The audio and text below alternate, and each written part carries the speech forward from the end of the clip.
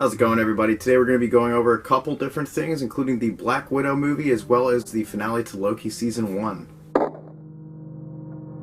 Alright, so I've been sitting on this review for a little bit because I did see Black Widow on premiere night. I just did not get around to making the review for it. I'm going to go ahead and start off with a warning for this movie. If you're going into it expecting to see Jeremy Renner's Hawkeye, Samuel L. Jackson's Nick Fury, or Robert Downey Jr.'s Iron Man, you're not going to see them, despite some of them being listed on the cast list for the film up until this day. The only character that makes an appearance from the previous MCU in this movie is General Ross, and he's really only there at the beginning and the end of the film to kind of bookend it and show you where this movie is taking place between the events of Civil War and Infinity War. Making this movie off in its own little section of the MCU actually, to me, is what makes it shine. You get to see this retired Winter Guard group of characters introduced by Natasha, and she gets to bounce off of them and go on these crazy missions that really only affect her and her story. Having a third act that's going to result in the end of the world or the downfall of America, but more so just trying to get Natasha through her story and have her finish off the rest of the Red Room and eliminate the last of the obstacles that created her into what she is today, so that future generations of people don't also have to suffer those same mistakes. While I do understand the criticism of Natasha Romanoff taking a backseat in her own movie, I really just think it's how big some of these characters are when you bring them to the screen. Characters like David Harbour's The Red Guardian and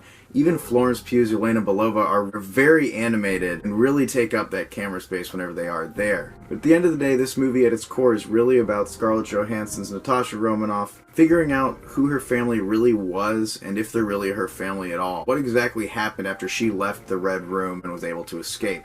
The movie also had a really satisfying arc and a really unique twist in the middle of the film that really caught me off guard that I wasn't expecting. Don't think that the ending was by far the most impactful the MCU has had. The villain is kind of a quivering worm. He's not really a super dominating threat. He's just this kind of nasty scientist that's been able to use his technology and prowess to keep himself alive this long and use his mind control, so it's not really him that she's fighting. It's not a very enigmatic villain. Dreykov was definitely a little underwhelming. In the Taskmaster thing, they had to do something to make another plot twist on us. You couldn't just leave the character as is. It would Just be too easy for the fans to figure out.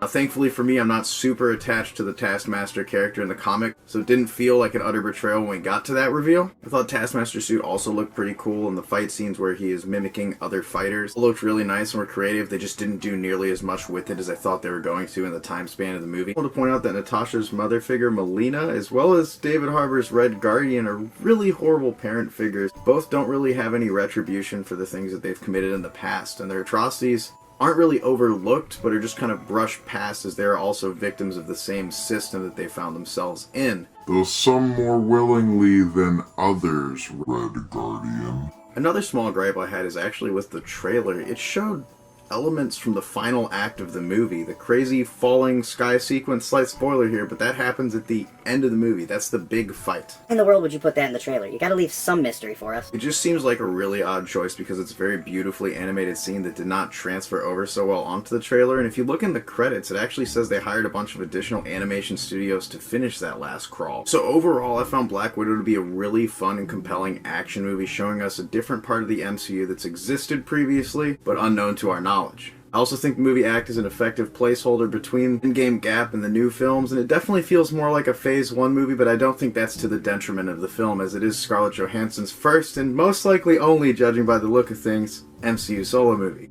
And while it doesn't really leave room for a sequel, I think it did set up a whole new group of characters in Florence Pugh's Yelena as well as Red Guardian. I'm going to give Black Widow an 8.6. And that brings us to our much-delayed finale to Loki Season 1.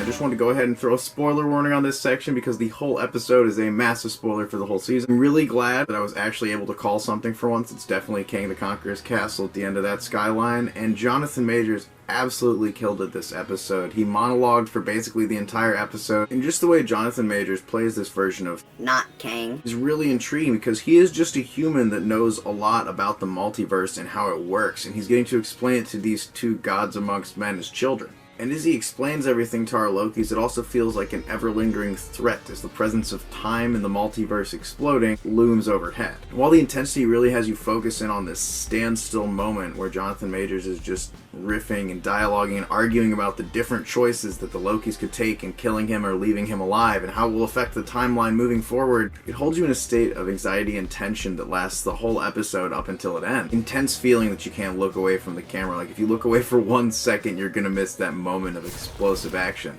And it definitely happens, as well as that little glimpse of a narcissistic romance. It's delivered in such an interesting way, it really caught me off guard, and I really think that this ending of the show elevated it even further than it was previous for me. And that cliffhanger at the end, is definitely going to be something moving forward. You can see how this is going to lead directly into Doctor Strange and the Multiverse of Madness. And as much as I love Tom Hiddleston's Loki, going into this show, I was about halfway excited for it. I wasn't super excited just because I wasn't sure how they're going to bring him back from the dead again and have it be impactful still. But they really did do that by having it in this kind of limbo state, making it so it doesn't really affect the MCU until it needs to. They also did a phenomenal job of adding a supporting cast of characters that really help elevate Tom Hiddleston's Loki as well, while keeping him as the star in the room. His character development and emotion on his face always catches your attention and always just has you staring into his eyes, waiting for the slightest glimpse of truth to come out through this god of mischief. And that was also a really cool aspect of the show, is it always keeps you guessing. You're not sure if Loki is even telling the truth to you in the perception of reality that you are seeing. I also really liked Sophia De Martini's portrayal of Sylvie, and I liked the dynamic that those two had together as well. Even get me started on Owen Wilson. He was phenomenal. And that soundtrack with all the theremin and swells Slaps. Honestly, Loki was such an unexpectedly pleasant surprise for me. It's sitting up there on my list, probably right over WandaVision and right under Thor Ragnarok. I'm gonna go ahead and give Loki a 9.3. Great television with fantastic effects, and honestly has a great twist at the end of every episode to keep you on your toes. And the episodes a lot of people label as filler episodes are at least cool with really unique set pieces and slight hints at what all this multiverse holds moving forward and teases for the future of the MCU. Thanks so much for watching, guys. Sorry for the belated reviews on both this series and the movie. Let us know what you thought about either of them below, especially with more Marvel projects coming up in the future and some other movie reviews we're going to be doing as well. Ben and Bev, out. Yeah, and the pheromone twist in the final act of Black Widow, that didn't really bug me that much. I could see it being a really polarizing thing for people. It's kind of similar to the ending of the movie, The Happening. I thought it was a really effective twist that I was not expecting. I definitely wasn't predicting her to break her nose.